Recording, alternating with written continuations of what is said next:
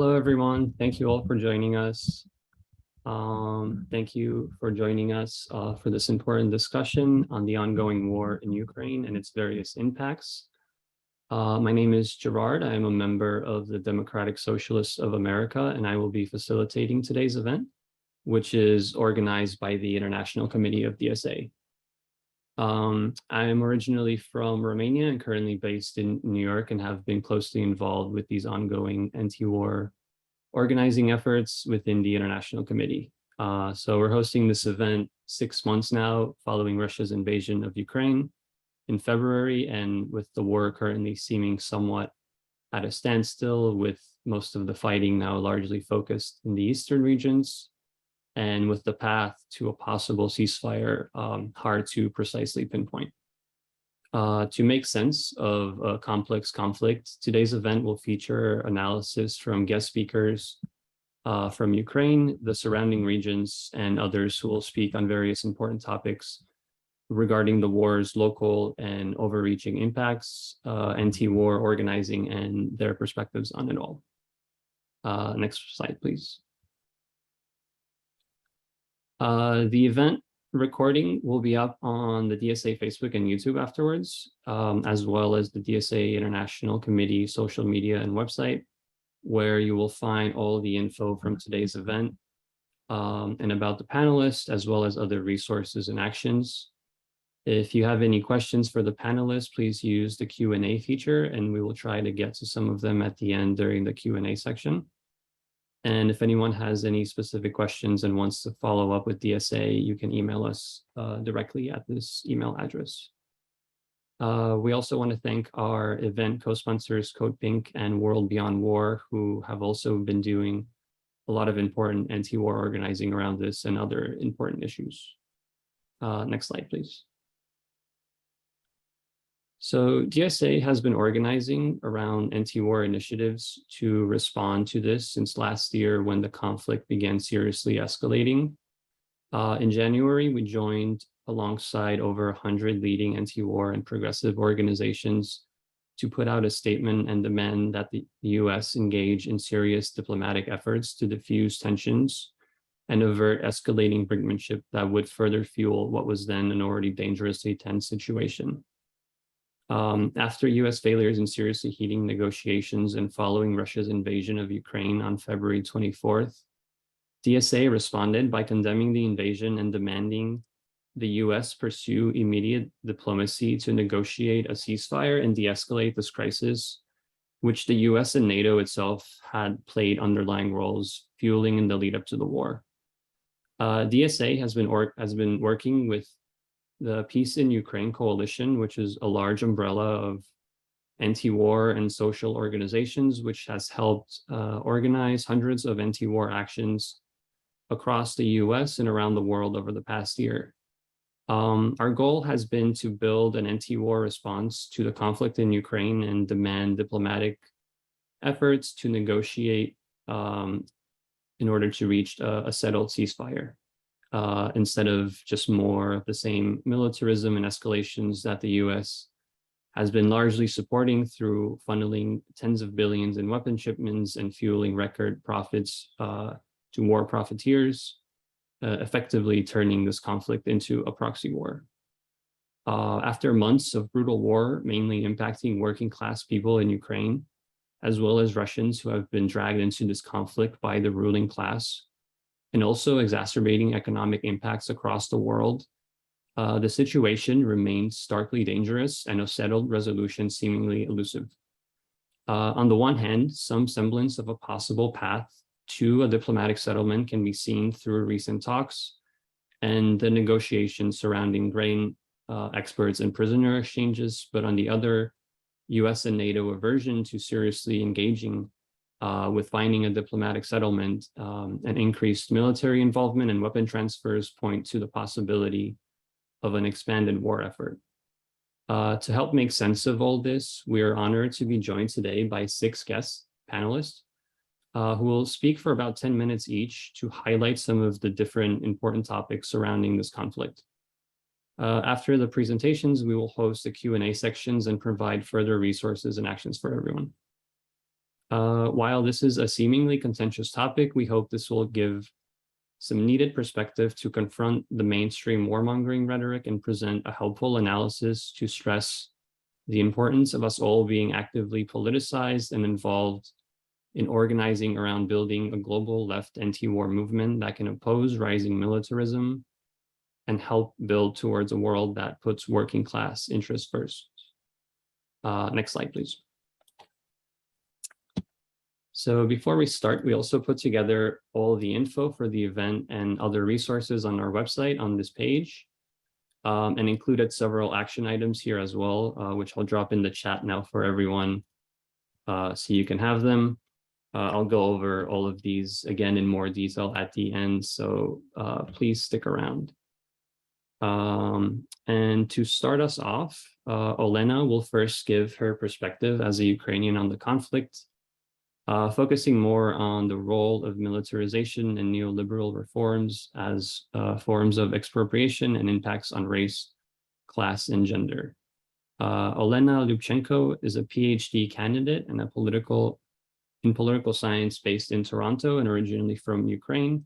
Her teaching and research interests include neoliberal restructuring, dispossession, and financialization of social reproduction, as well as struggles around life-making.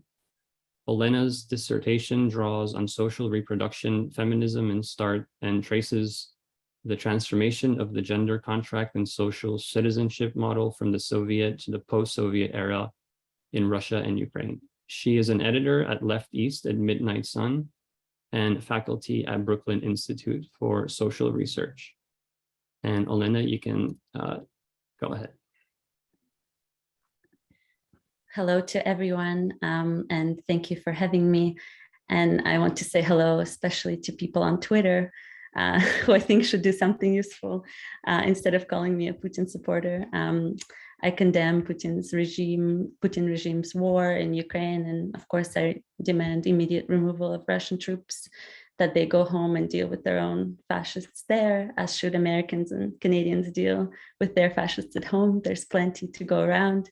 I'm from Eastern Ukraine, where the war has been going on for 8 years now, and I lost direct communication with my grandparents since this April. Our communities in the Donbas region of Ukraine have been stuck in a situation of poverty, fear, and violence for the last 8 years, surviving on remittances from Ukrainian cheap migrant domestic labor in Poland, in Western Europe, the USA, and Canada. Meanwhile, we are told that Ukraine is fighting a European war and Ukraine is defending Europe. So today, as a Marxist feminist, I want to move away from discussions of the military-industrial complex, military strategic questions. I'm interested in the everyday racialized and gender dynamics of social reproduction in Ukraine, its European future, and the theatrics of European and North American sympathies with, precarious white Europeans, which Ukrainians have become, against a backdrop of colonial violence elsewhere, against a backdrop of Poland just months before the invasion, setting up high security systems on its borders to keep out mothers and children from Syria and Afghanistan. So today I would like to posit that self-determination must be defined as working people's control over social reproduction processes, control over life-making. This would require rethinking Ukraine as an anti-racist, pluralist, socialist political project from below, and crucially, indeed, it would require critique of Eurocentrism. The Ukrainian working people have been experiencing, 3 decades of class decomposition, immiseration, and depopulation. Post-Soviet Ukraine's industrialized economy, public infrastructure, and skilled labor force underwent a period of neoliberal shock therapy reforms in the 90s, or structural adjustment loans. And these were meant to privatize previously nationalized industry, resources, institutions, and impoverish the public sector. As Volodymyr Ishchenko and Yulia Lyubchenko both write, Ukraine formed its own flavor of the capitalist state, which can be defined as a neoliberal kleptocracy. So this meant the restructuring of state institutions towards capital accumulation at the expense of households. I would characterize shock therapy reforms as primitive accumulation or forced violent expropriation of working people. The assumption about market reforms in post-Soviet states like Ukraine is that neoliberalism, came in some dirty form, as if it can come in a Western clean form. In my view, this assumption is false. Capitalism has always been accompanied by violent expropriation in the sphere of social reproduction that is gendered and racialized, formulated in laws and public policies in the West as well. So shock therapy reforms had serious gendered implications. Women bore the brunt of social reproduction, which was displaced onto households. And also as employees in the care sector of the economy, they shared this new feminization of poverty. The militarization of Ukraine since 2014 has been coupled with more and more neoliberal reforms aimed at facilitating the growth of capital, again, at the expense of working class households, displacing the burdens of resisting Russian aggression and preparing the state for a highly unequal process of Euro-Atlantic integration onto households and especially women. So I see militarization, austerity, and aggression as processes of further expropriation. The cost of national security spending, which has quadrupled in the past decade, has been socialized through austerity budgets. So again, the IMF placed strict limits on social spending with significant implications for women. And starting with the decommunization laws in 2015, which banned communist political parties and symbols, but also included decommunization of social policy in the name of modernization and Europeanization. Ukrainian left journal Comments has done amazing reporting work on the neoliberal reforms since 2014, which included deregulation of occupational health and safety codes, new financialized pension system, decreased medical spending, and privatization of healthcare, a movement towards that. In November 2014, the Ukrainian state stopped funding government services in the separatist areas of the Donbas region, including pensions. And many Ukrainian citizens, former workers, were unable to cross the border, who happened to be on the other side of the front line. They weren't able to get their already meager $90, a month pensions. So 400,000 people lost access to their pensions. This is a particularly stark example of the expropriation of past labor and the current disposability of retired workers in the country. One example among many. Today, Russian invasion of Ukraine is further destroying Soviet-era infrastructure. This includes educational institutions, hospitals, kilometers and kilometers of gas pipelines, water and electricity networks, roads, railways, and so on, infrastructure.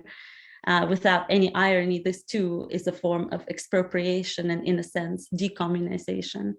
So like other Eastern Europeans in the 90s, Ukrainian mothers and grandmothers, since the 90s have been working as migrant domestic workers for the Western households, for the Western, white women.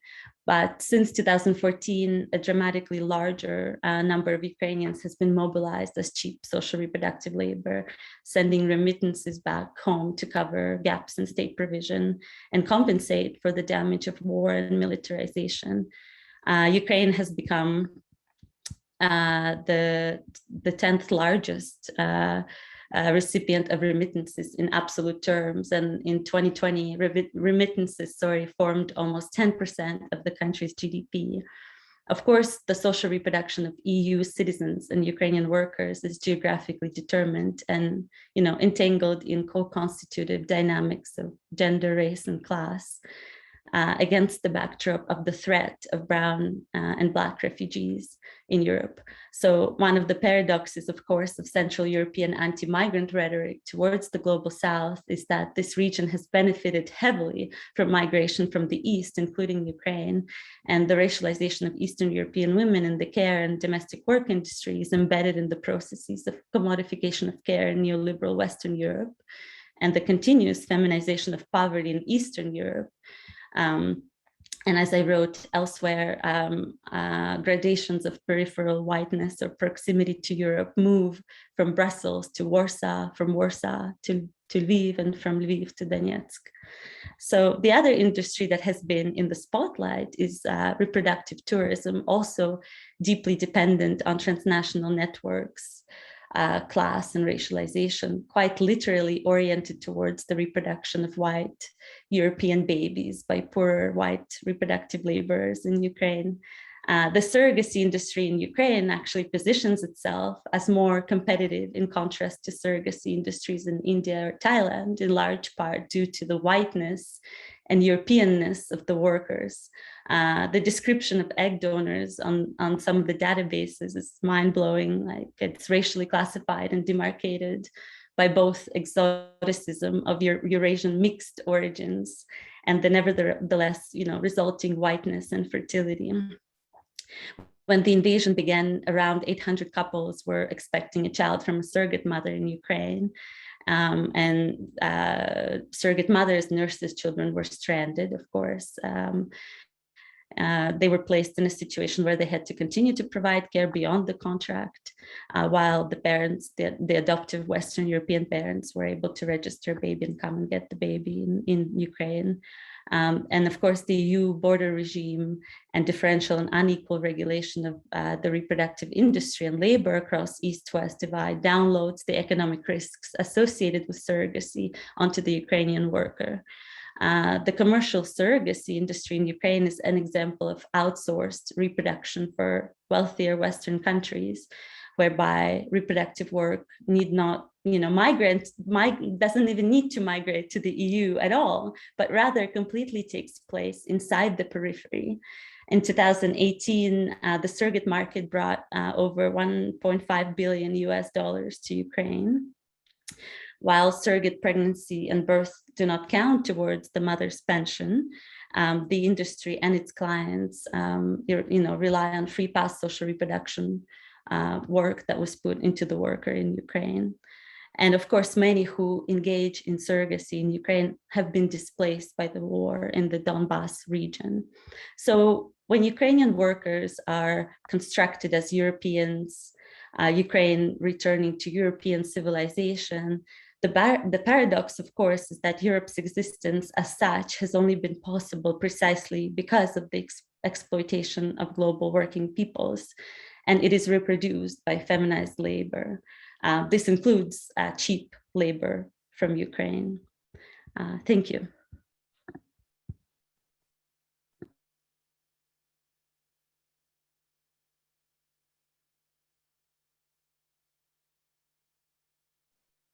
Great. Thank you, Olena.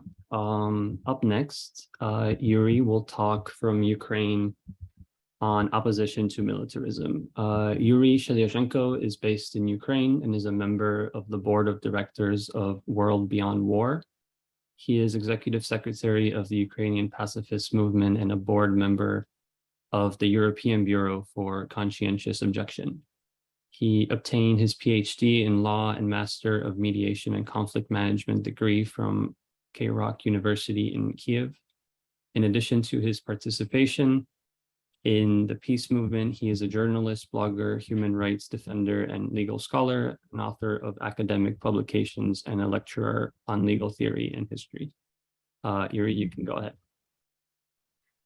Dear friends, thank you for the opportunity to discuss endless war in Ukraine, which boosts unfair glory and profits of violent capitalism, increases insecurity of women, turns workers into soldiers against their will, and burns grain needed to feed starving people in global south. Any war exacerbates suffering of oppressed classes, and real victims of war are not militant governments, but peace-loving civilians on all sides, killed, harassed, and deprived of means for living by the belligerents. Russia-Ukraine war, the most financed and reported of 10 ongoing armed conflicts in the world, remains the key battlefield of multifaceted great power struggle for geopolitical domination, and situation degrades along with deepening East-West antagonism. 10,000 people were killed, millions turned refugees and internally displaced persons, a lot of housing and vital infrastructure destroyed. Ukrainian economy is going to shrink a half after Russian aggression, and Russian economy is seriously hurt by Western sanctions. In both countries, inflation is eating 1/5 of incomes. The NATO, United States-centered militarist oligopoly and the marketing department of US arms industry declared a strategic rivalry with Russia and China and continues its nuclear saber-rattling and weapon supplies to Ukraine, prolonging the bloodshed ad infinitum. Russia seemingly plans along with NATO, showing readiness to nuclear escalation and hence provoking more Western spending on nuclear rearmament. It is a shame that all nuclear powers ridiculously smeared treaty on the prohibition of nuclear weapons and refused to sign it. After several years of bloodshed, extreme mutual weakening of Russia and Ukraine in this pointless and senseless war could lead to negotiations, but it would be peace on graveyard, not victory of common sense and peace movement, not the only viable option of win-win. The sooner we stop shooting and start talking, the better. United Nations did a miracle when successfully negotiated the food supplies to Global South with stubborn belligerents, but the UN, with its $3 billion budget, hardly can stop the war in Ukraine, which was already financed by more than $40 billion on Western side only, not to mention other ongoing wars, with total world military budget of $2 trillion. With wasting insane amounts of public money on military spending in the United States and the European countries, inflation is galloping there and worldwide. This universal negative impact of inflation shows that all economies are interdependent and no sanctions, wars, or autarkic policies could split the world economy to rival parts. All the world is suffering from militarization of conventional economic structure and wars and overproduction of violence in society, caused primarily by this structural problem, not because of some sort of fabulously evil enemies demonized by militarist propaganda. So, of course, unfair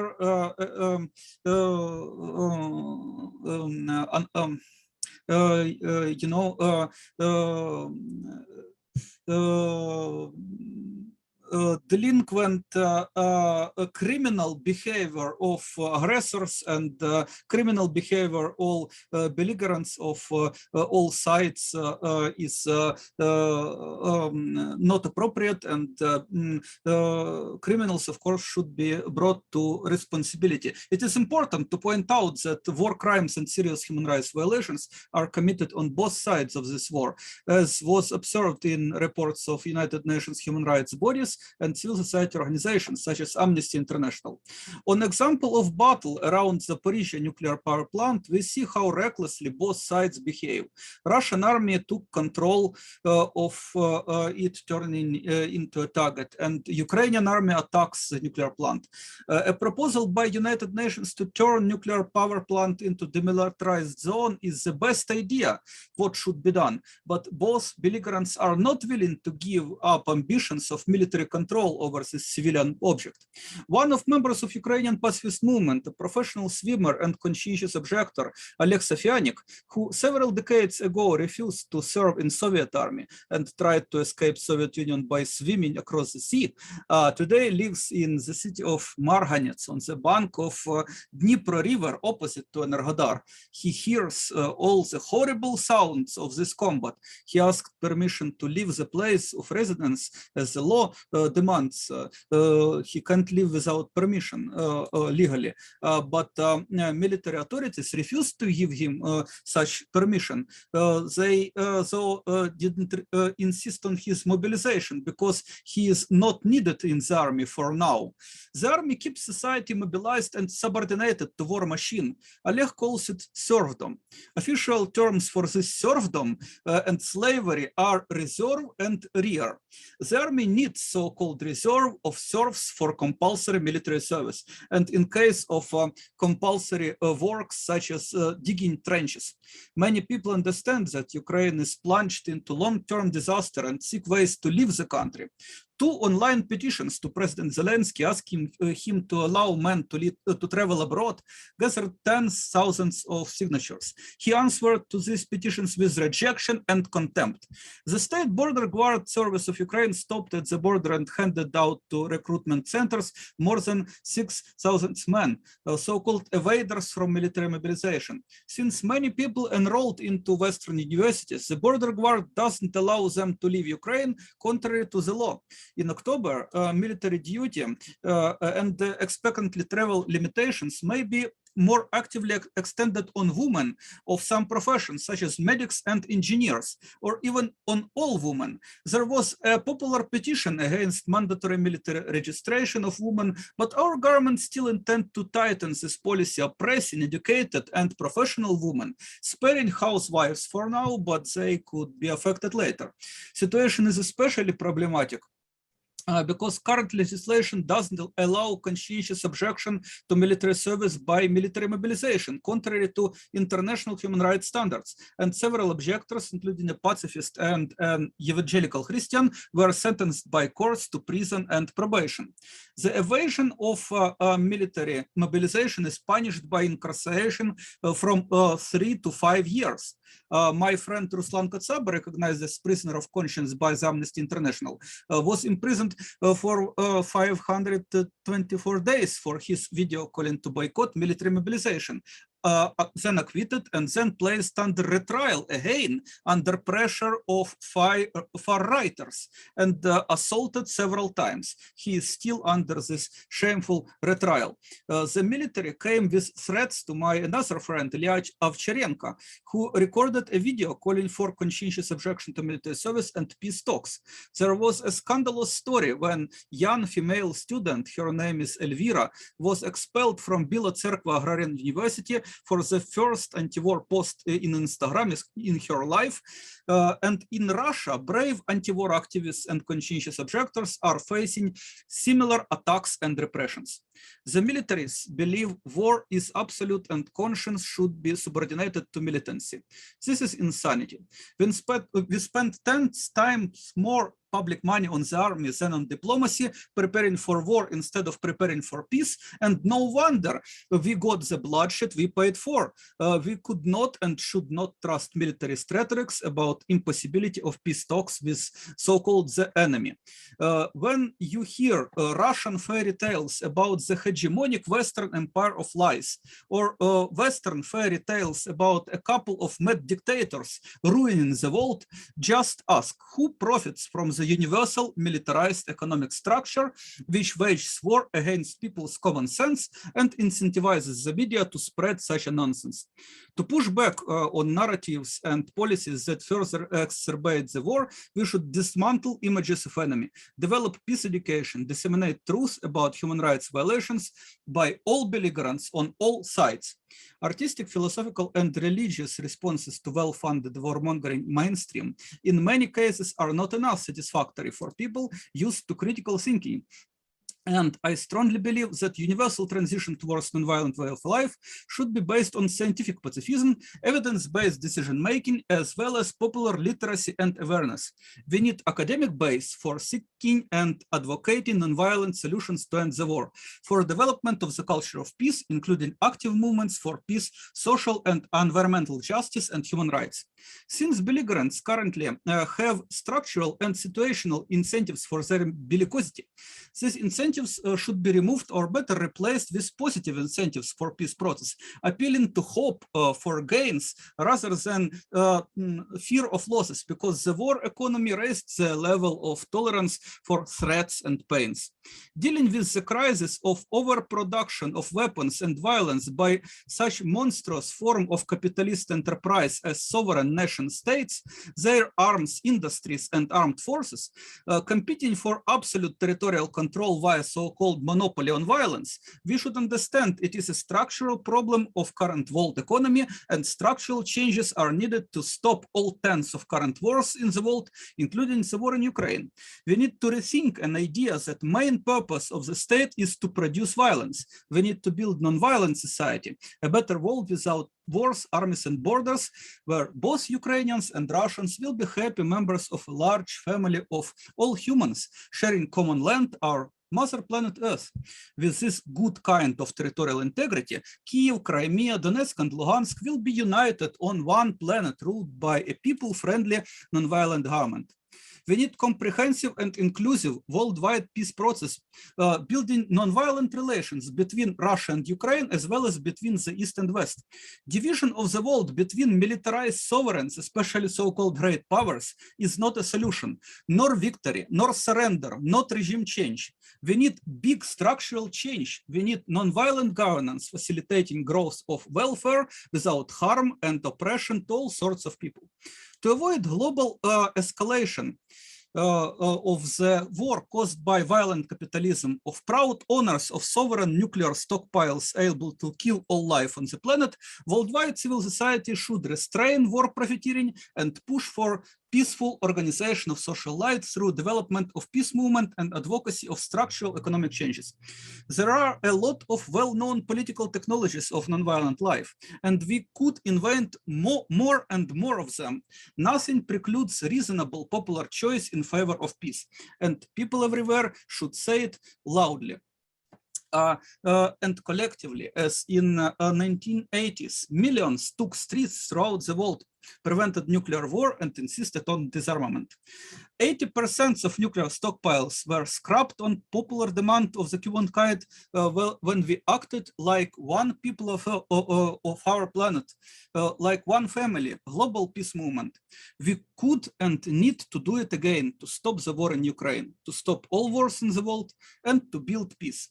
A lot of non-violent work is ahead. Let's do it with hope and courage together.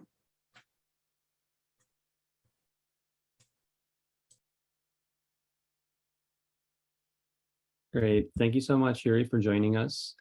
Up next, we'll hear from Sopo on some of the parallels with the 2008 war in Georgia. Okay, Sopo Japaridze is the chair of Solidarity Network, an independent care workers union in Georgia. She has been a labor organizer for over a decade, both in the US and Georgia. She co-founded the Institute for a Fair Economy, which researches and studies labor and social relations in Georgia. She is also part of People's Health Movement and is the contributing editor of Left East online publication. She also co-founded the Soviet Georgia History Initiative and podcast Reimagining Soviet Georgia. Sopo, you can go ahead. Hello, everyone. Good evening for anyone who's watching from Georgia. So I think what we first heard when Russia invaded Ukraine was this was something out of the Georgian playbook. I heard this a lot. Maybe I'm listening to it and seeing it more because I'm Georgian and I pay attention. Maybe no one else heard this, but since 2008, while in Georgia and elsewhere, the dominant narrative was that the president of Georgia was who invaded a sort of ethnic group within Georgia. There is disputed territories, of course, since the breakup, the collapse of Soviet Union. There's been so many ethnic wars that keep continuing and different kinds of wars because the idea of the nation state was something new. And nationalism has been something that's quite dominant. And this idea of living together under, and the word empire, not in a bad way, I'm just saying from different kinds of people to get under one roof was something that was no longer a viable thought. Everybody wanted to have and form their own states. And so within that, there was a very nationalistic, from Georgia, had a very nationalistic first president that pushed for I would call it quite reactionary, fascistic viewpoints, and this alongside with other ethnic groups in Georgia who always thought that we would, if we got like independence, would also then use our dominance to then sort of go after them.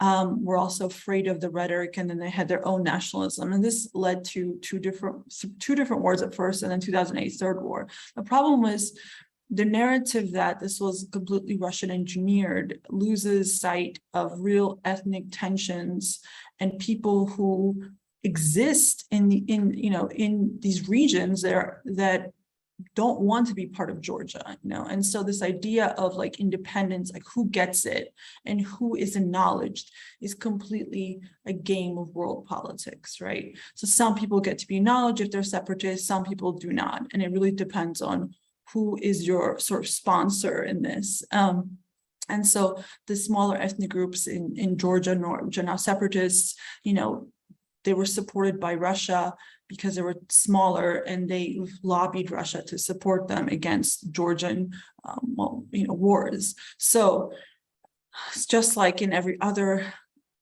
sort of post-Soviet, post-socialist country, similar dynamics have happened of who is sponsoring who's, independence and so on. So it's a huge mess. So 2008 war, if you look at it different perspectives, you can see that, this was clearly about NATO from both Georgia and from Russia.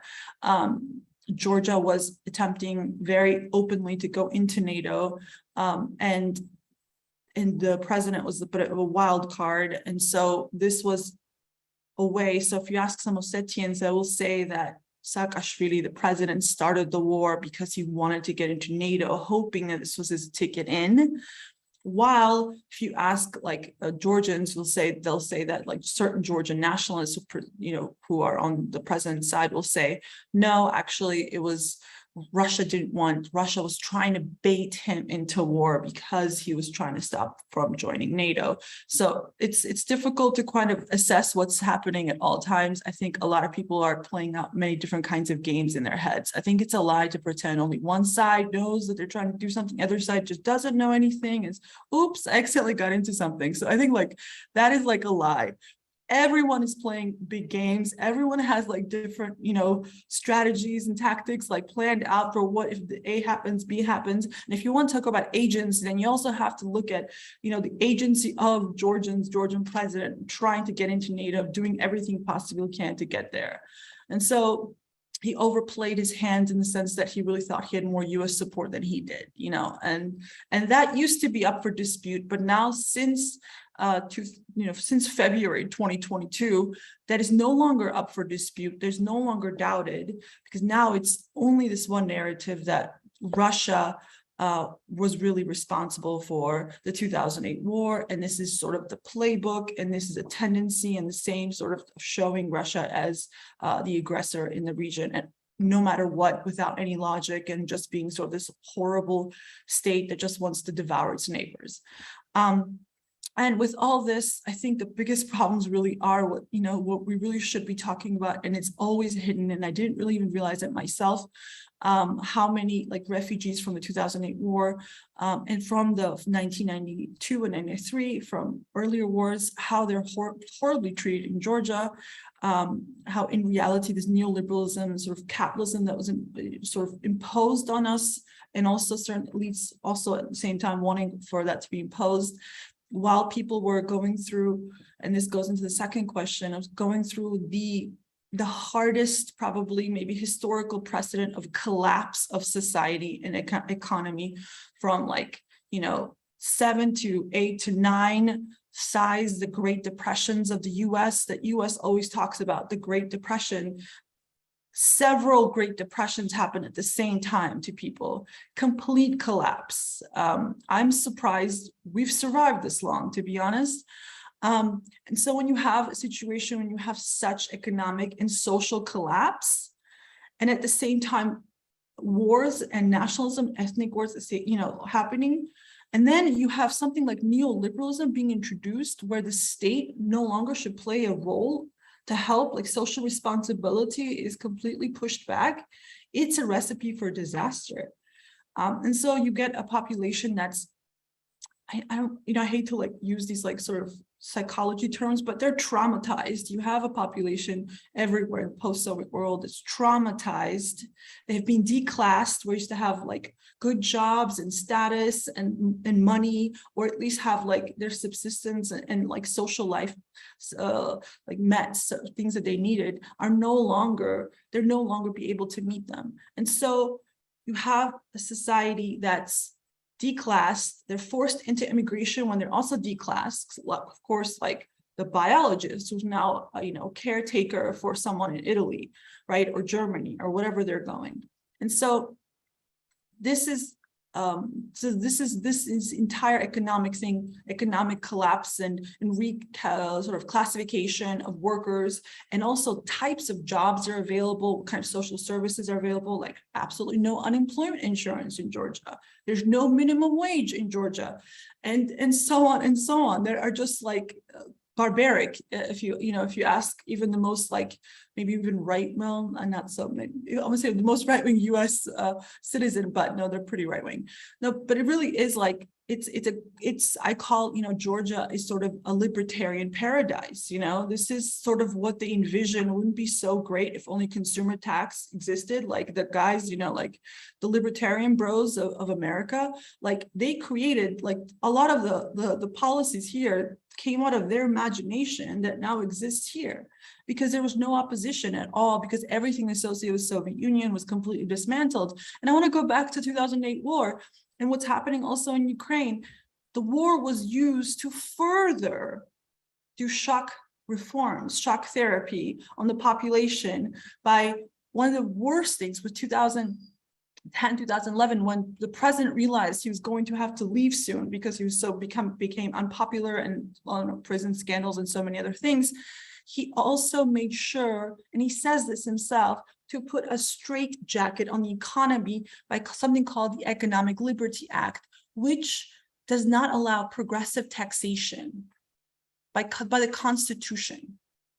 So it is banned. And also with only having 30% of the GDP being able to be used for like budget. So he really did put a straitjacket on the social spending and inequality in Georgia. At the same time, he outlawed communism and of course fascism, because they're equal in this new world that they're building. But the difference is, of course, we don't ever see hammer and sickles anymore. It's really the swastikas are everywhere in Georgia painted, right? So it's like usually the criminalization of communism has really only meant the strengthening of fascism and Nazis. In Georgia, we don't have a very strong movement of Nazis or fascists. It's more everyday. They're not as like separately trying to organize, but there's definitely an empathy by lots of young people. You can tell with the graffiti they use, and also a lot of people who were part of and during World War II were fighting against the communists. Of course, there was many of these like brigades and so on, and so the history has been completely rewritten, and I think the idea of history also, by trying to criminalize communism, has also brought in at the same time economic reforms and trying to erase memory of a better life, because a lot of people think that under communism they had a better life, objectively. Of course, there are people who didn't have a better life, depending on if they were dissidents and so on and so on. But overall, most population had basic needs met. And so after 30 years of living outside of communism, a lot of people who remember have a tendency to remember it really well and miss it. And one of the things I do is I look at like a lot of Facebook groups and what people write, and I talk to a lot of older people. And really, it's what I hear the most, especially with the war, is they miss peace. This might sound really hippie, but it's like peace and love. Like people miss peace and love, because that was a time where different nationalities used to get together, and these like, worker, sanitarians, and like used to like vacation together, and they used to have like free movement with each other. And it was a time where there was a lot more harmony with people, with each other, you know, especially different ethnic groups, but also even neighbors, because after privatization, neighbors also don't talk to each other because they all try to like privatize their homes at the expense of the other. Families are torn apart. They don't speak to each other over homes and lands that they couldn't divide, you know. This is not even just this like state level. It's like in between people and families, there has been so much war and sort of tearing apart. And so they really miss, you know, peace. They miss love. And I think one of the saddest thing was like one of my friend's grandmothers, when Russia invaded Ukraine, was like, I can't believe our people are invading each other. I can't believe I would ever see the day where the Soviet people would harm each other. And that's like incredibly sad to witness. Thank you.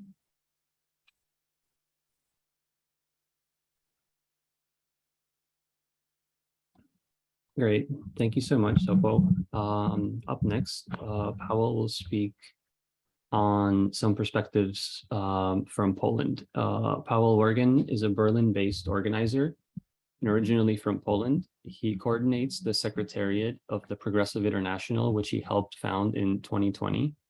Before that, he was a climate activist organizing with DiEM25, where he helped co-found the Green New Deal for Europe campaign, which sought to organize a movement for a radical Green New Deal built on international solidarity. Pawel, you can go ahead. Thank you so much for having me. It's a really great pleasure to be on a panel with such good comrades and such distinguished speakers. I want to talk about NATO today. I think it's time that the Polish left and the Eastern European left has a serious conversation about NATO, about what it means, what it is, about what it means for our relationship with the world and what it has meant for our country. You know, since February, this really unfortunate tendency emerged on the Polish left. And by the Polish left, I mean the entirety of the Polish left, with the exception of the Communist Party of Poland and a couple of smaller groups, which says, we have done our duty of solidarity to the third world.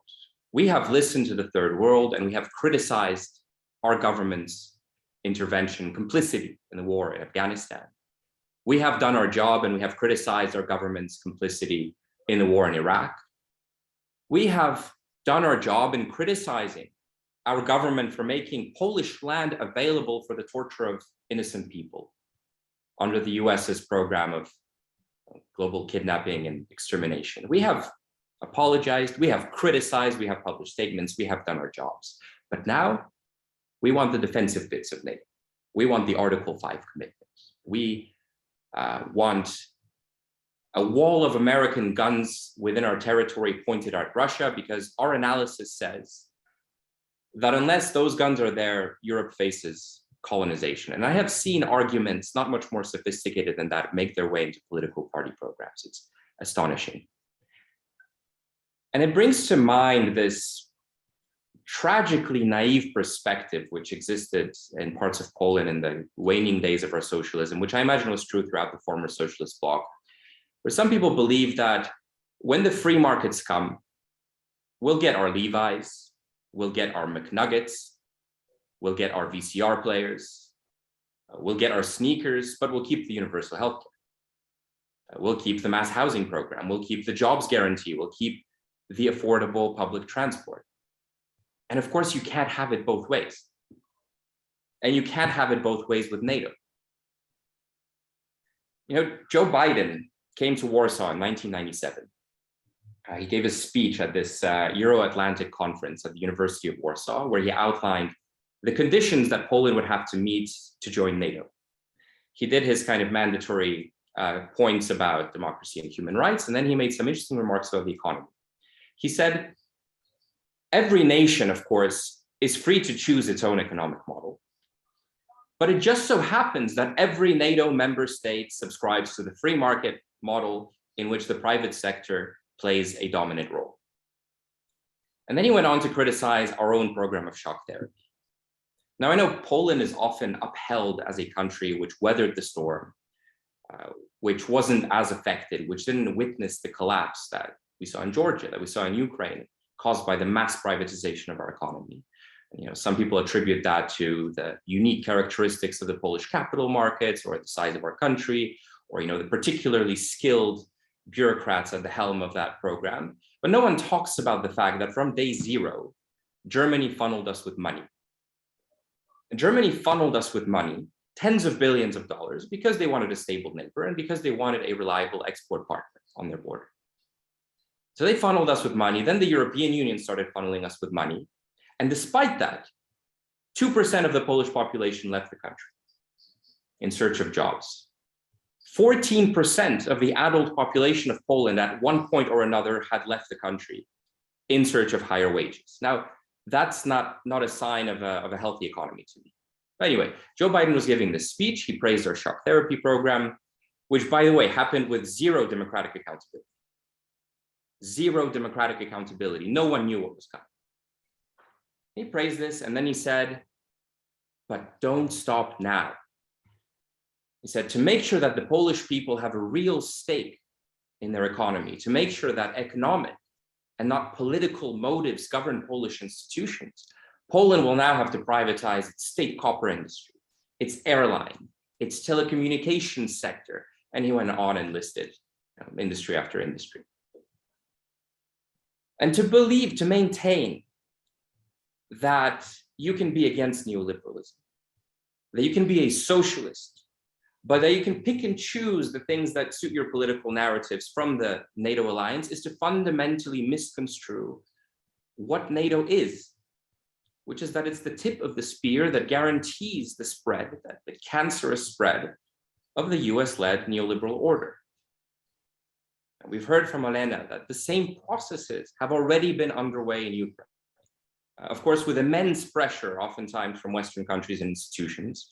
We know the RAND Corporation has been drafting proposal after proposal. The RAND Corporation is one of the brains of US militarism for Ukraine's post-war reconstruction, which involves the selling off of thousands of state-owned corporations on top of what's already been done.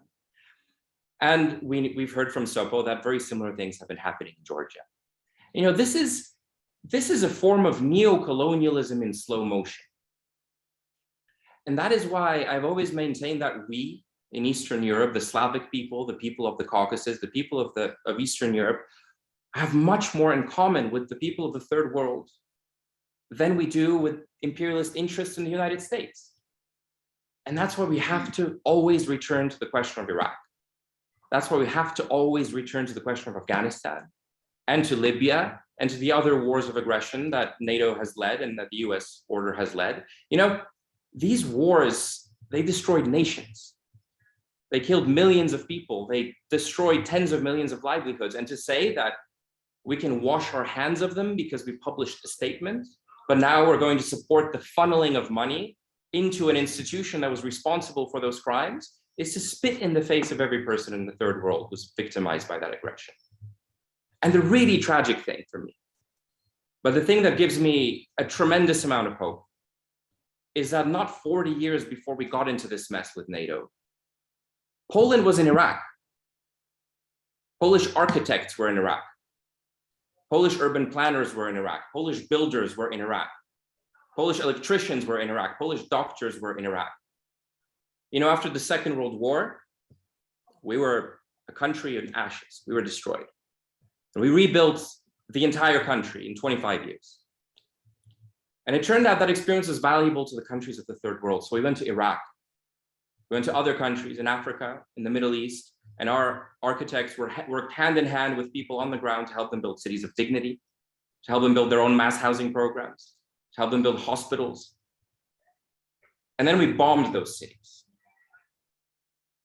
So if we in Poland want to talk about having done our job for the Third World, if we want to talk about atonement, if we want to talk about wiping the stain from the moral fiber of our society that these acts of collaboration have left, which have bred xenophobia and racism and fascism in our societies, then our only job is to build power. And in building power, to fight for our sovereignty again.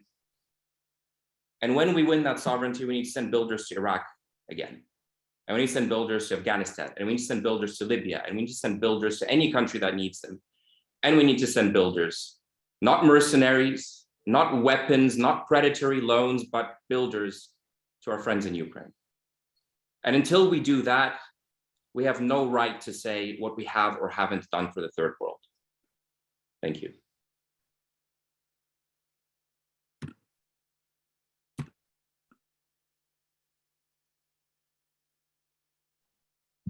Great. Thank you so much, Pawel. Up next, Professor Woff will talk on U.S. geopolitical interests in the war and how working class people here in the U.S. should relate to it. Richard Woff is a professor of economics emeritus at the University of Massachusetts Amherst and a visiting professor in the graduate program in international affairs of the New School University in New York City. He is the founder of Democracy at Work and host of their nationally syndicated show, Economic Update. His latest book is The Sickness is the System, When Capitalism Fails to Save Us from Pandemic or Itself, which can be found at democracyatwork.info, along with his other recent books, Understanding Socialism and Understanding Marxism. Professor Woff, you can go ahead. Thank you very much. I appreciate the opportunity. I will try very hard to abide by the 10-minute limits that you have set for us. But then I beg your understanding that I will be blunt and not able to give the nuances that these topics require in order to get the basic ideas across. And I'm going to be blunt both in substance and in form. Okay. The United States position, as I understand it, and I was born and lived my entire life here in the United States, the position is that the United States is willing and prepared to fight this war to the last Ukrainian. It is likewise willing and able to keep the war going to that last Ukrainian, so long as it can pull the money needed to make all that happen out of the American working class. It has been busy since February, actually starting before that, doing both things. Reorganizing the economy to fund this kind of endless war. And believe me, it is an endless war that is on the agenda for the reasons that I'm now going to lay out. For me, the events in Ukraine, horrible and painful as the suffering there obviously is a footnote to a completely different issue, program, proposal, campaign. And that is the campaign of the United States, more than any other country, to try to cope with what it now sees, that is, when I say it, I mean the ruling classes and governmental officials in this society, as an existential threat that emerges from the People's Republic of China. That is how this should be seen. That is definitely how it is being seen by the leadership in the United States, of the military, of the civilian side as well. The problem is the terror here is governed by the fact that a terrible miscalculation was made back in the latter part of the 20th century, when it was presumed that the collapse of the Soviet Union in 1989 meant that anything like that, of course, therefore China, would pretty soon have more or less the same outcome. It would implode on itself and go away. And there need to be no systematic interference with what they were doing there beyond the usual US activity, because that would be the outcome. That is now, and I don't have the time to explain this, but that is now understood to have been a mistake.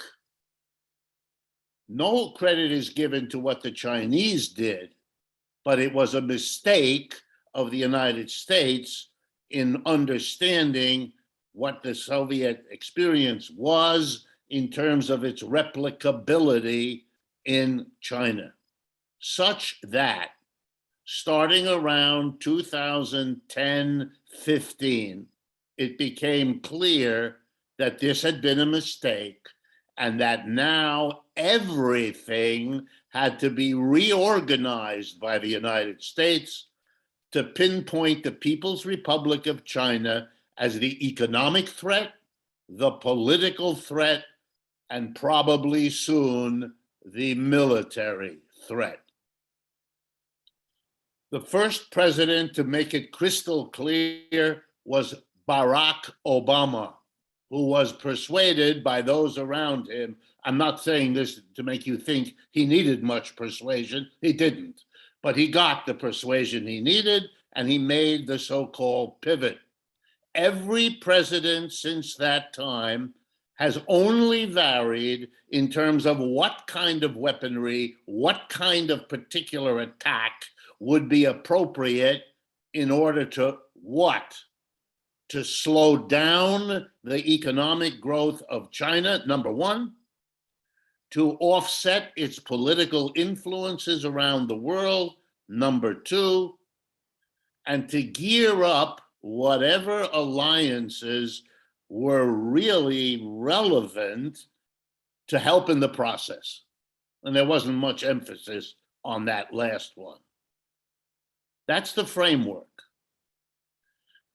The specifics to get closer to Ukraine have to do with the fact that one of the unfortunate side effects, that's how it's viewed in Washington, of this confrontation is a coming together of the Russians and the Chinese in ways that had not existed ever before. That was an unfortunate side effect, but it wasn't deemed to be all that crucial because there were other ways to make the Chinese question the alliance, subordinate the alliance, neglect the alliance. And those other ways were direct economic and military pressures and attacks on China. To give you an example, there are many, but to give you an example, when President Trump, at that time president, decided that his number one foreign activity would be to attack China, blame China for the loss of jobs in the United States, blame China for anything else one could think of, the decline of American industry, all the rest of it. His chosen tactic was a direct economic war on China led by the tariff program. And it's very important to see that for the example that it is. A tariff program which made everything Americans consume coming from China, which is a great deal, much more expensive because you're hitting them with a tariff. This direct effort to smash China at the expense of the United States had to be covered over. So the president repeatedly explained to the American people that it is the Chinese who pay for the tariff. It was so embarrassing that leading economists had to go on television after the president spoke to kind of haltingly explain that no, the Chinese don't pay a tariff, the American importers do. And then that was quickly shoved off the television screen, and we heard again how the Chinese are going to pay for it. The dominant feeling in the United States, therefore, is that this, the United States, is a declining empire, and that the Chinese are the next empire, that the Chinese are to the US what the US was to Great Britain, and that that process is very far along, hence the growing urgency. And the conception is the following, although this is not uttered publicly. our best shot to remain the dominant empire is to get rid of the challenger, and time is on the challenger's side. So we now have to act aggressively, quickly, pay whatever the price is, and when we can, weaken whatever system of alliances the Chinese have. Ukraine is a moment of weakening Russia. Therefore, it is an opportunity not to be missed, both in provoking it, and that was a lot of the game before February of this year, and then pursuing it with no end in sight. Remember, we are now a society accustomed to no end. The war on terrorism from the beginning of this century was a war without end, expressed that way. And the leadership believes it has the resources, it has the capability, and now it has the urgency to fight that war sooner rather than later. The only thing holding them back is that the weapon they chose, other than the military, namely the sanctions against Russia, have had horrible blowback side effects, much worse than they foresaw, with no end of them in sight. And that is a destabilization of the situation. And that's their position right now. They are losing at home.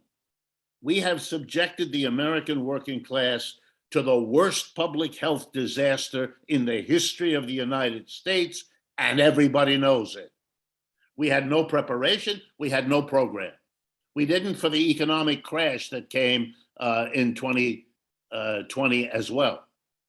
An economic crash, just a little footnote, more than half the working, what we call the labor force, about 160 million people in America, more than half of them experienced unemployment over the last 2 years. Some for only 2 weeks, some for the entire 2 years. That's a worse experience than the Great Depression. And I've heard about, you were right about saying the Great Depression is even worse in Eastern Europe. But it's been a cataclysm here because we weren't supposed to have that. And now we have an inflation running about 9%.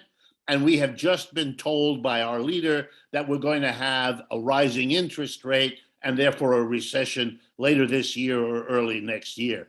You have put the American working class through the ringer by this sanction program and all its unexpected side effects. And so there's a beginning of a consciousness here. Beginning, I don't want to exaggerate it, but there's the beginning of a consciousness that what is being done to the mass of the people is offloading the costs of a shrinking empire, an empire that has peaked, an empire that is going down, and in which in the neoliberal individualist universe, the people in the best positions in this country are grabbing as much of it before it all disappears, and that leaves the working class on the short end of the stick. Final thought, just to give you the example. Over the last few days, the president of this country, terribly fearful that the working class is so bitter that they will not vote for the Democrats, by whom they feel betrayed, and vote for the Republicans literally out of spite. That's why they voted for Trump, and they're going to do it. They're so afraid, the Democrats, that they caved in and gave students a $10,000 relief off of their accumulated debts. I assume you know that in the United States, to go to school now, higher education, you have to go into debt for many tens of thousands of dollars. He gave them $10,000. And the reaction, not only of the Republican Party, but of large portions of the Democratic elite, is that it's dangerous to relieve the debts of people who are students, and that the amount of money involved, get ready for this, is inflationary and unfair to the working class. The important point is not the rhetoric. The important point is they already understand that their danger is a working class, and they're going to have to split it. They're going to have to somehow set the students against it. Otherwise, they can't do the saving of their dying empire that is their number one priority. And the poor Ukrainians, I got to be honest with you, the vast majority of the American people don't know and don't care about what goes on there. Most of my students, and they're my students, cannot give me 4 sentences. When I ask, what do you think is going on in Ukraine? They haven't got 4 sentences with which to tell me any story whatsoever. It's a non-issue. And I think you have to see that in the framework of this kind of empire struggles in order to get a sense of what Ukraine means here and what the growing conflict in this country is between the working class that is being asked to pay for it and the thing that's happening, which this working class does not see as in any way for them. I'll stop.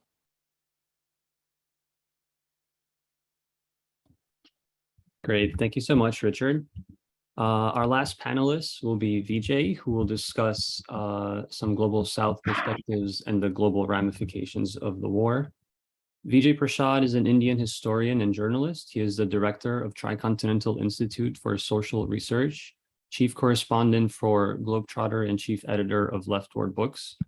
He has published over 30 books, including most recently, The Withdrawal, Iraq, Libya, Afghanistan, and the Fragility of US Power, which he co-wrote with Noam Chomsky, and previously Washington Bullets, A History of the CIA Coups and Assassinations, as well as the 2-volume History of the Modern World, The Darker Nations, A People's History of the Third World, and The Poorer Nations, A Possible History of the Global South.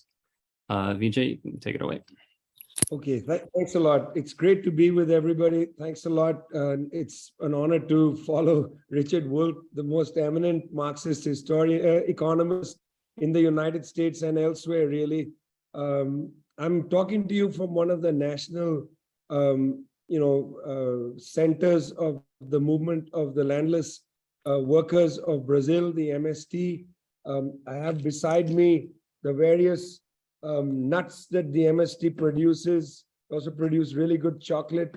The reason I'm showing this to you is that here you have an organization, a mass organization, the largest in Latin America, which is busy building agrarian reform, busy building agroecological food production, busy making the world a socialist place. They're busy doing that. They're not like the United States government, which is busy creating inflation around the world, busy selling arms to everybody, busy, in fact, destroying the world through climate change. These are 2 models. You can either sit with the United States government, a destructive force, one of the most destructive forces on the planet today, or you can be with people like the MST who are building the future. I'm happy to be here and happy to speak with you here. I hope the internet lasts for the 10 minutes that I have. Well, this is Brazil. There's an election campaign on between Jair Bolsonaro, the incumbent, and President Lula, who will come back most likely for his 3rd term. Even Mr. Bolsonaro, subordinate in many ways to the United States, a neo-fascist by anybody's definition, even Mr. Bolsonaro was uneasy with the US narrative on Ukraine, even Mr. Bolsonaro. So Lula has already said that negotiations must be the first thing on the agenda. They are not alone in Latin America. Andrés Manuel López Obrador, president of Mexico, leader of the Morena party, neighbor of the United States, a country that stole about little more than 1/3 of Mexican territory in the war of 1846. Remember that. United States now talking about aggression. That's an aggression which was never open for debate. Texas, Arizona, New Mexico, California, stolen from the Sovereign Republic of Mexico. In fact, the United States of Mexico is its formal name. Even Andrés Manuel López Obrador said openly, he doesn't agree with what the United States is doing by blocking negotiations in Ukraine, doesn't agree with the idea of arming the Ukrainians. That's the two largest countries in South America, Brazil and Mexico. Go to the African continent. Volodymyr Zelensky, keen to speak to African leaders, very keen, organized by putting immense pressure through the US State Department, that's Antony Blinken. Under immense pressure, the African Union agreed to have Mr. Volodymyr Zelensky on a conference call. 55 countries on the African continent, only 2 heads of state came to that meeting. The rest pretty much said, we're not interested in this war directly. Yes, we are terribly moved by the suffering of people in war, but we're not going to focus everything. We're not going to drop our own concerns to focus on a European war. No, that's not what we're doing. We have our own problems. India, moving to Asia, one of the largest countries on the Asian continent, led by a government utterly subordinate in many respects to the United States.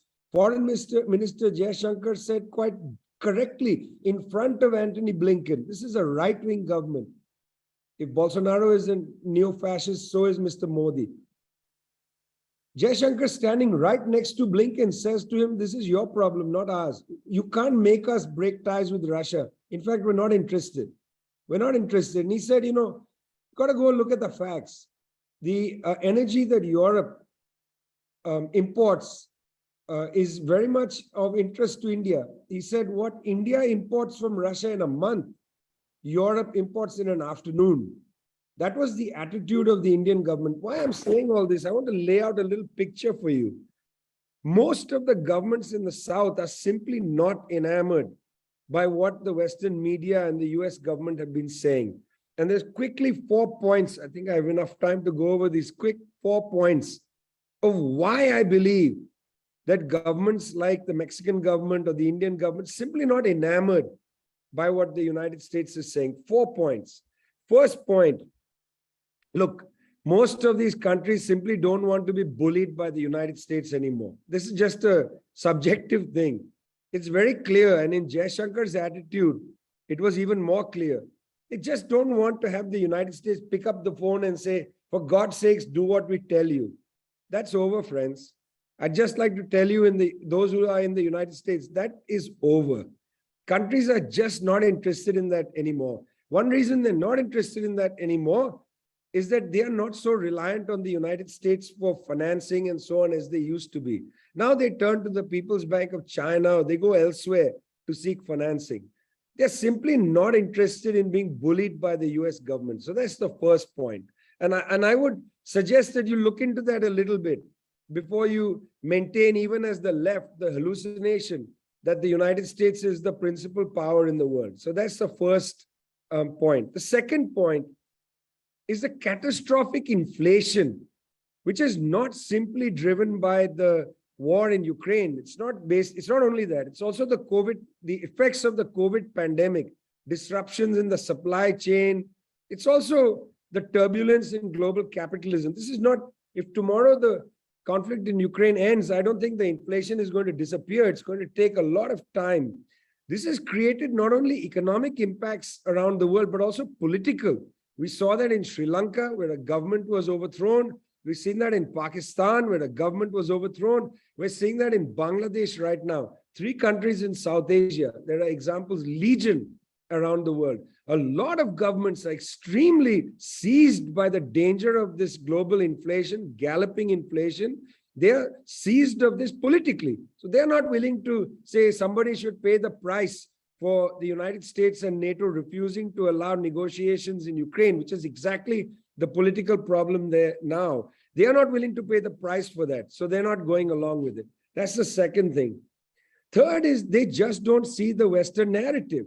You know, most people in these countries and the media, of course, reflecting that, they understand that this conflict in Ukraine, identical to the conflict in Taiwan, is about the United States trying desperately to weaken China and to some extent weaken Russia and to prevent what many people see as the historical integration of Europe and Asia. That's how they see it. They don't see this as an issue of, you know, Russian bullying or Russian interventionism or, in fact, human rights and democracy and so on.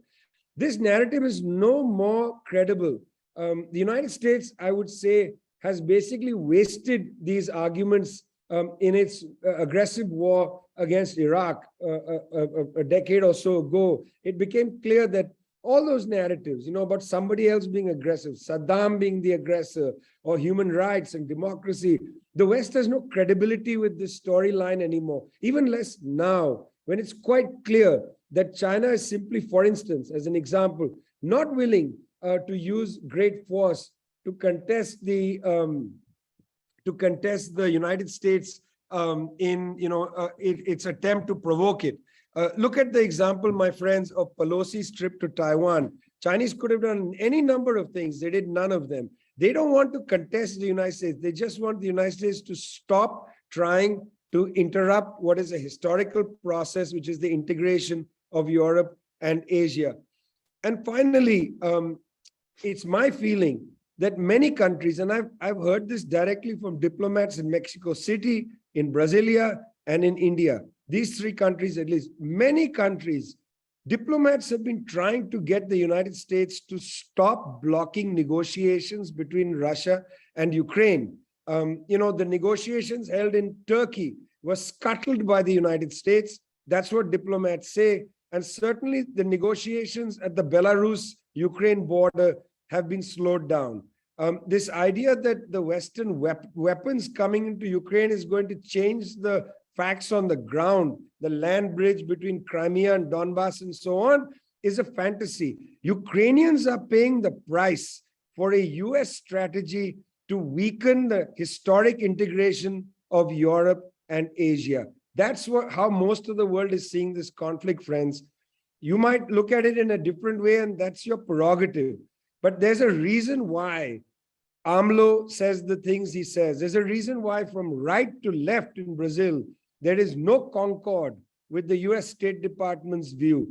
And that reason is not simply that people are saying, look, let the West deal with this, let the West take leadership and so on. No, it's not abdication of leadership. This is quite a simple issue. They don't see the West here acting according to the historical integration of Europe and Asia. They see them, in fact, trying to block it. That's the principal narrative that's circulating here, which is why people want this conflict to come to a close. Thanks a lot.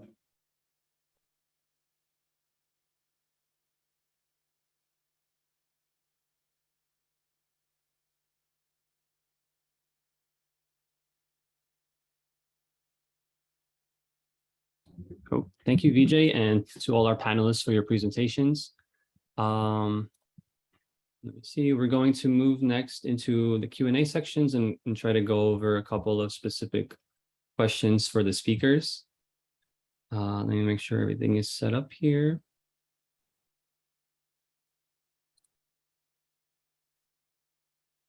Okay, so I think a couple of the questions that people are having and that have been pretty common in this surrounding this conflict is like how to respond to people that say there can't be any sort of negotiations with Russia, that it's a form of appeasement, that this has to be like there can only be like a military victory, basically, in terms of how to end this conflict. How do you think a resolution to end the war and to avoid escalating conflict as well might actually look like? If anyone wants to try to touch on any of that, like any of your thoughts on it, I think that's one of the sort of main things that comes up regarding this. Well, can I take this? Of course, people who are saying that there can't be any negotiations with Russia are just wrong, because there is always a space for talking instead of shooting. You know, even when we are remember these Western films, there are people who are pointing a guns to each other, and we see this violent attitude. They are ready to shoot each other, but they are starting to talk, and this incident is over. And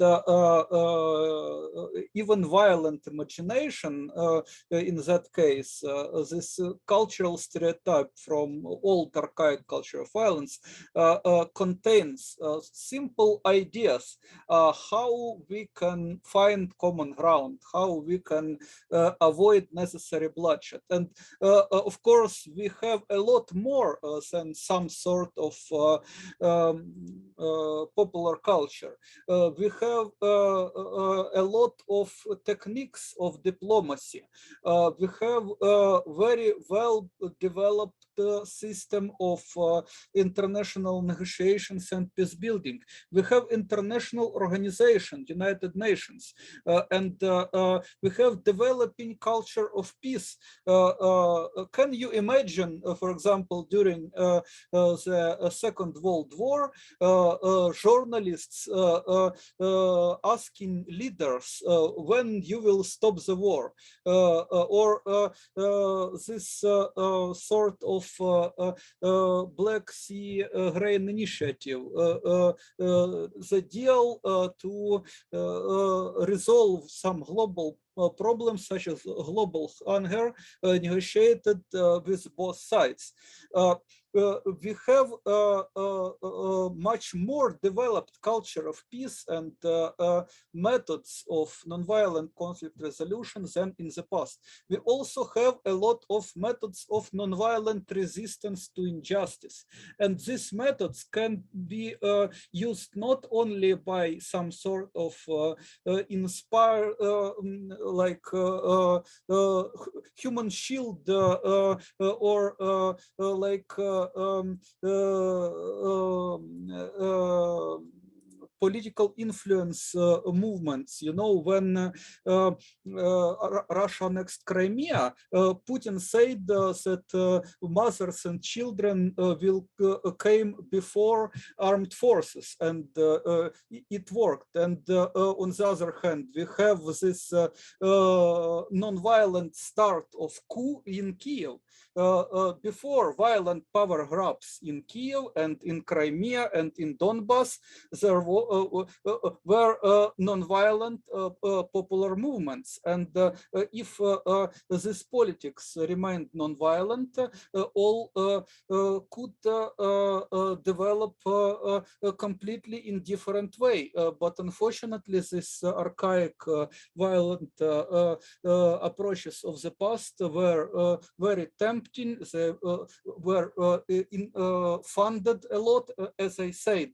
World budgets of war, financing of the military is 2 trillions, near 2 trillions, and financing of United Nations, annual budget of United Nations is only 3 billions. It is a contrast which shows how we are under investing into the development of non-violent organization of international relations. And of course, all sane people should insist on negotiations, insist on peace talks, not only between Ukraine and Russia, but also between East and West. We need big transformations, and this propaganda of enemy image, creating false impression that you can't talk with Russia, or in Russia they say you can't talk with Ukraine. It is just not realistic. People can and should talk always. And talking about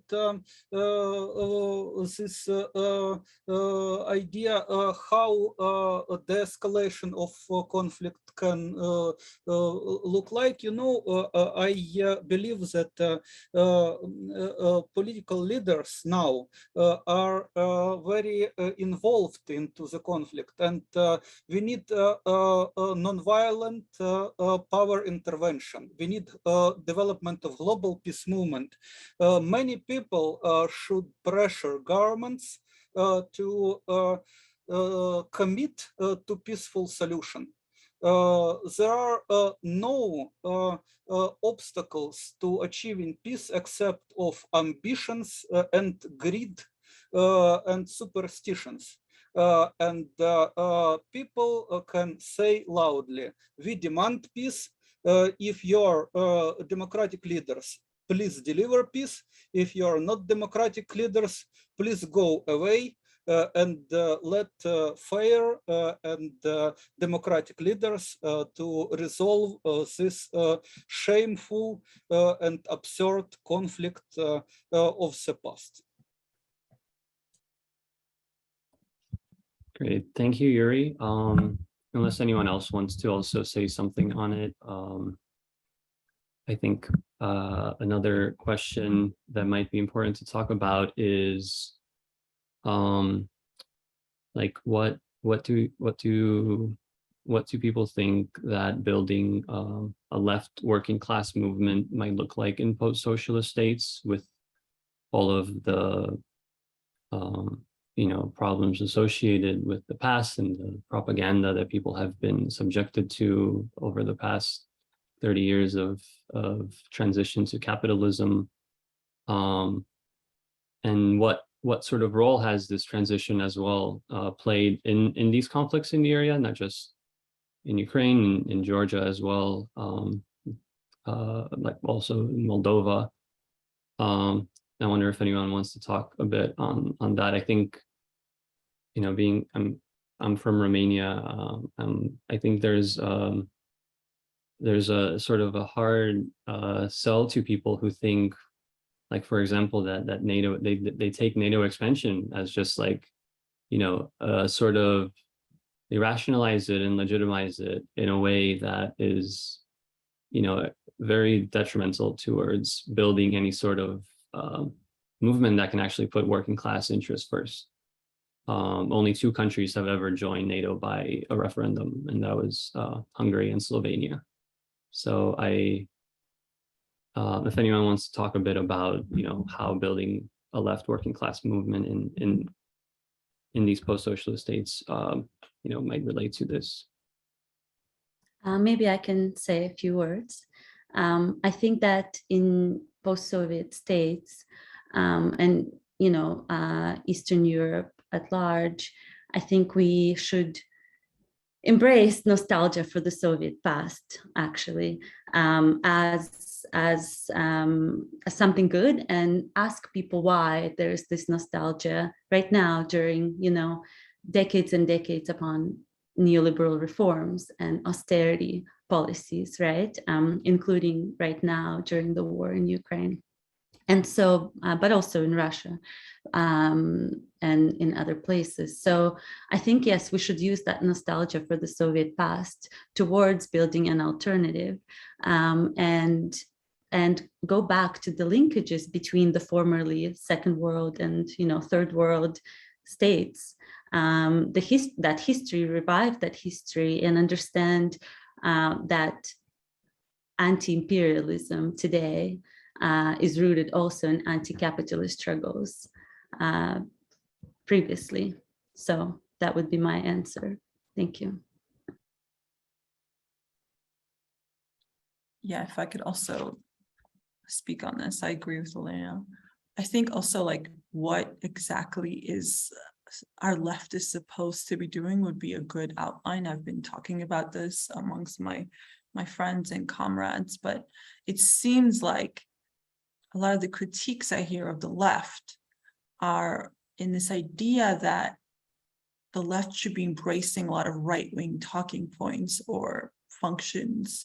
And it's like, it's confusing because why do you need the left wing to even okay an arms bill when everyone is okaying the arms bill? Like, I'm confused by why our leftists asked sometimes to take positions which is completely and utterly mainstream, and also we are absolutely irrelevant like in any of these things. Like, and so I've been confused by a lot of the expectations of the left as somehow needing to focus on exact same demands as every single sort of mainstream liberal right-wing person is demanding, either whether it be American or Ukrainian or whoever.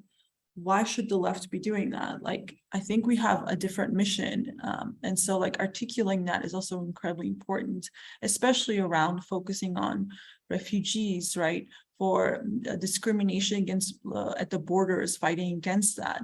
For, you know, workers' rights being right now under severe jeopardy in Ukraine, which most people don't seem to know about. And we need to be fighting alongside to make sure those labor laws are reversed, or at least the promise it's only under during war that almost all labor rights are taken away or will only be during the war. I mean, there's like a whole round of sort of shock therapies that are going right now in Ukraine, and we should be supporting fighting against that. You know, we should be trying to create different links on debt relief. A lot of these weapons that Ukraine is getting and everything else, they're taking debt out. They're going to be repaying back in many ways, you know, not only just through money, but favors and everything else that we know of.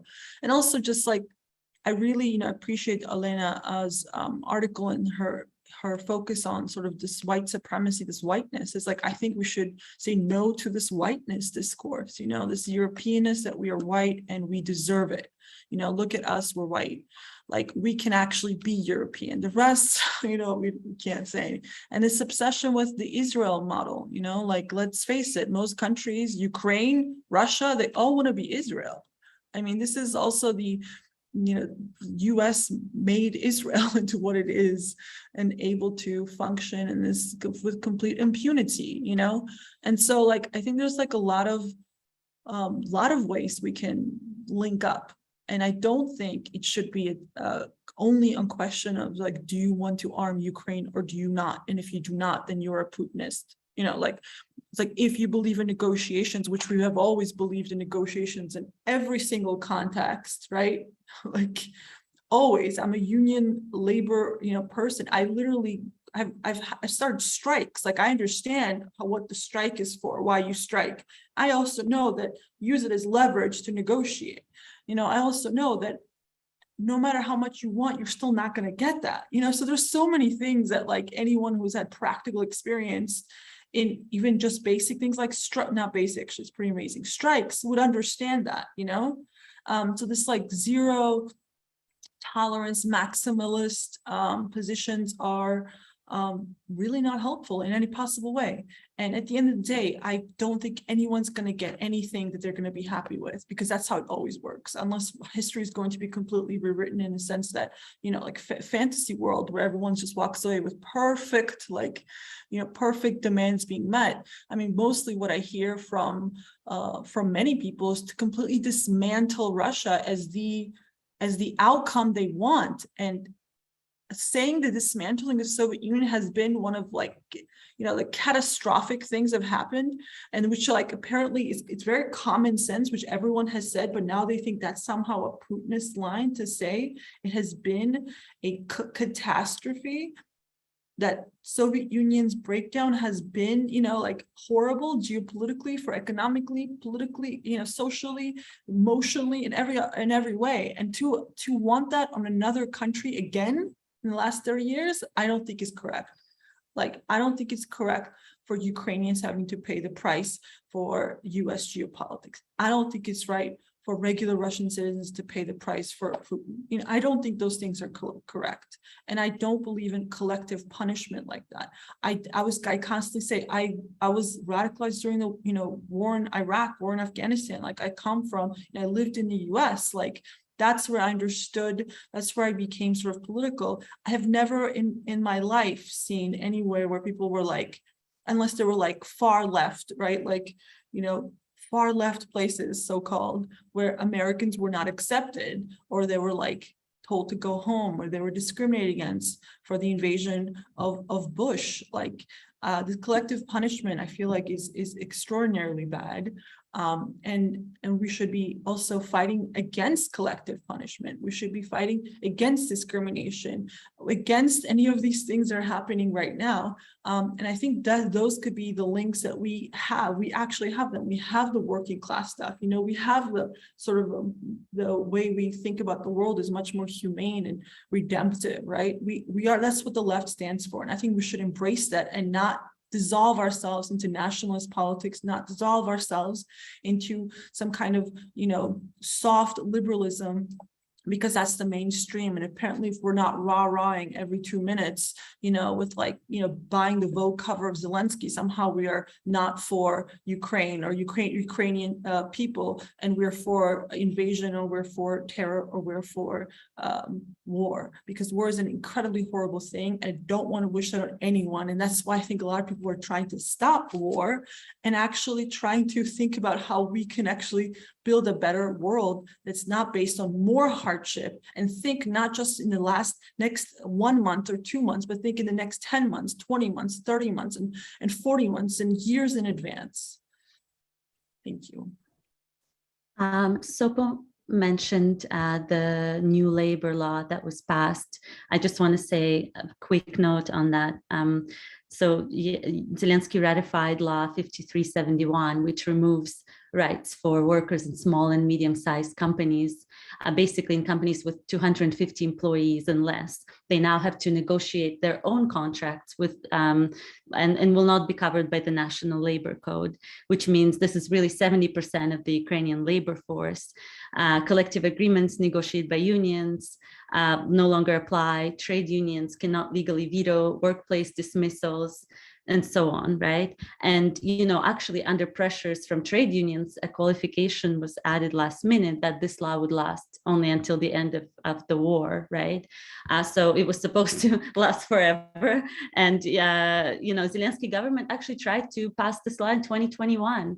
I just want to show that there's this continuity of neoliberal reforms, and that, war is a good opportunity to entrench and institutionalize further neoliberal reforms and expropriation of workers. We are told that because of the war, the state cannot afford welfare, labor protections for workers. So I think what we can ask working class movements in the West, in the global South, is to support, Ukrainian working class people, to support unions in fighting this law, which is totally unjust, totally anti-worker. And of course, this will last after the war as well. We know this already. And, in the new reconstruction plan for Ukraine that just came out in July 2022, again, it's the same thing. It's more neoliberal reforms. So yes, that is the practical thing we can do here in the West.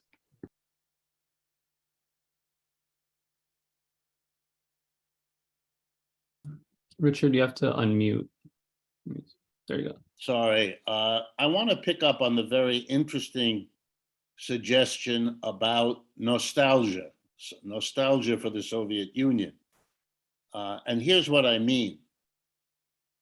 Much of the frustration with the left, in my own opinion, I'm just talking for myself, has to do with the fact that we haven't been able to digest and process all that happened with the collapse of the Soviet Union, of the alliance with Eastern Europe, all of that. And I don't just mean what the Soviet Union was, but its hopes, its dreams, its flaws, and all of that. And to come up with a rational response, which is, here are the things that were done in the Soviet Union and in Eastern Europe that are valuable, that we want to preserve, that we want to build on. Here are the parts we reject, and we do not want to repeat. And to put those two things together in a new and different global vision, and I mean that not only in terms of what socialism represents, but I mean it also organizationally. What would be the new version of what the Comintern once was? In other words, we need the institutions within nations, across nations, that go with a new developed vision. And we shouldn't be ashamed or slow to do that. Russia, China, Cuba, Vietnam, these are the early experiments in going beyond capitalism. And they made a lot of mistakes, as early experiments always do. And we can learn and we can develop, and we have to be able to become clear for ourselves what our positions are, north and south, east, and all of that, so that we have a story to tell that will be not identical, not necessary, but have certain basic parameters that we all organize around. That would be drawing a lesson from what we don't have in the Ukraine situation, where we are pushed as though the only two positions were, are you for Putin or are you for Biden or for Zelensky? Crazy. That's not our, it's like saying, are you for or against Biden giving students $10,000 debt relief? Those are not the only two positions. We are defeated if the other side can define the options in that way. So I really think that more than nostalgia, a kind of hard, careful, this is what was destroyed by neoliberalism that should never have been. Here is, by the irony, here is what wasn't destroyed that should have been. Here's what socialism for the 21st century, here's what it is. It has learned from its own earlier experiments, and here is the new and improved version. Jared, can I say just one thing, and then I will have to leave, I'm afraid. I'm sorry about that, but the reason is that this room has to close.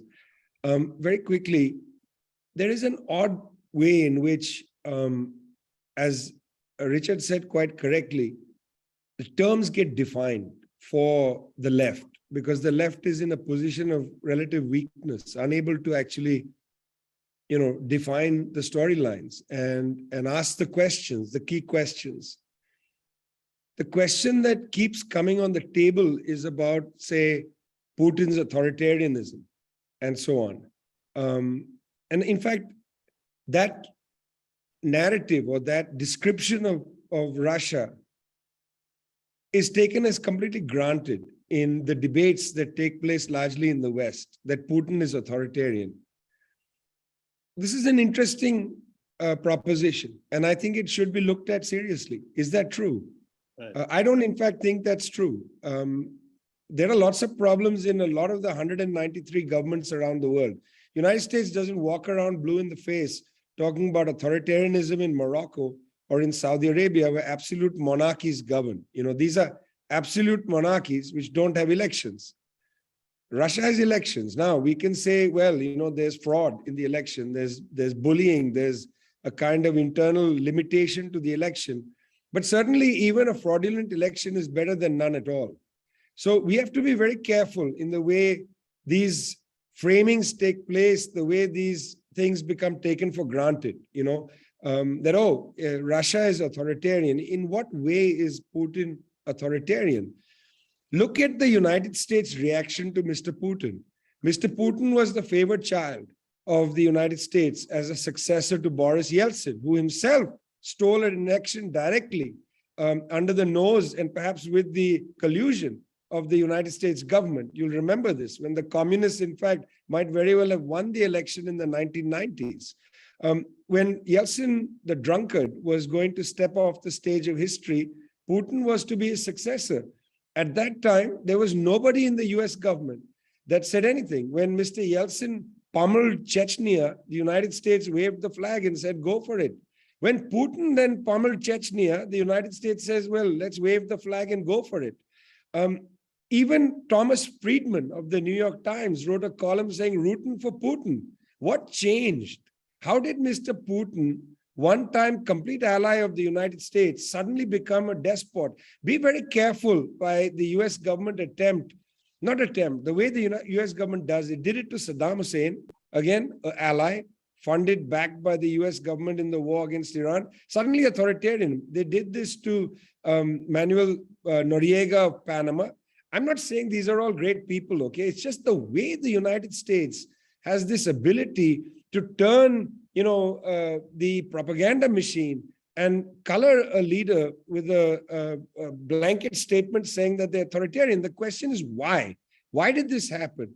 Well, during the time of that great crisis of capitalism in 2008, 2009, and so on, Putin went to the Munich Security Conference, preeminent conference of world leaders, and he said very directly, we don't want one single master anymore. It's the first time, first time a Russian leader since the collapse of the Soviet Union has actually made critical remarks about the United States government. And since 2007-8, Russia has been integrating first with so-called BRICS, Brazil, Russia, India, China, South Africa, subsequently with the collapse, or rather the foreshortening of the BRICS agenda, it really began to have a strategic alliance with the Chinese. Well, look, there's a good reason why suddenly the United States is bent out of shape about authoritarianism in China and Russia. Look at China. For decades, the United States was very happy with the Chinese, with Hu Jintao, from Deng Xiaoping to Hu Jintao. Things change after the Chinese decide, well, we don't want to any longer just open our doors to Western corporations and let you take advantage of our workers. When the Chinese said, we're going to drive an agenda, the West said, no, you're not. And then they become authoritarian. So I would say, be very careful about these, taken for granted frameworks, authoritarian this, authoritarian that. United States is a country with an amazing ability to drive an ideological agenda. It's they have an incredible amount of power to do this. So again, I just want to caution you about allowing, even the premise of many of these conflicts to be set. And then you have a debate within the premise. That's what I think Richard was also talking about. And I want to caution you. I'm not telling you to believe this or that. I just want you not to start your discussions with a framework set for you, if not by the US State Department, then by some pretty unsavory characters. And again, Jared, I'm sorry, I do have to leave. And I hope you have a very good webinar. It's great to see you, Olena, Yurii, Pawel, Sopo, Richard, and I hope we see you again. Thanks a lot. No problem. Thank you for coming, Vijay. All right. Well, thank you all. I think with that, we're going to wrap up now and go to our closing. Okay, great. Thank you, Mira. So let me drop these links again in the chat for everyone. And I want to thank again all the panelists for their insights and perspectives on this. And thank you everyone for joining us today. We had over 200 people here. It's great to see everyone show up. We will follow up with everyone to email you all the info and the recording once it's up on YouTube. And before we leave, I just want to go over these links. So we made this webpage on the DSA International Committee website, which will have all of the info from today and about the panelists, as well as all the work DSA has done around this and additional resources on the conflict and some actions people can take if you wish to get involved, donate to humanitarian efforts, or to contact your representatives using our contact tool in this second link to demand serious diplomatic efforts to end the war instead of just more weapons. And the Peace in Ukraine Coalition is also organizing a week of action from September 12th to the 15th. Previously, when they've done this, they've had like hundreds of actions like in the US and around the world. So if anyone wishes to get involved locally and help organize anything, please go to that link and they will help you like promote it and get you started. And lastly, if you haven't already, please consider joining DSA and the IC at these links so we can continue to build a socialist movement in the US and to expand our anti-imperialist and internationalist work. And with that, I just want to thank again everyone. I think I hope it was an informative panel for everyone. And thank you all for coming. Solidarity.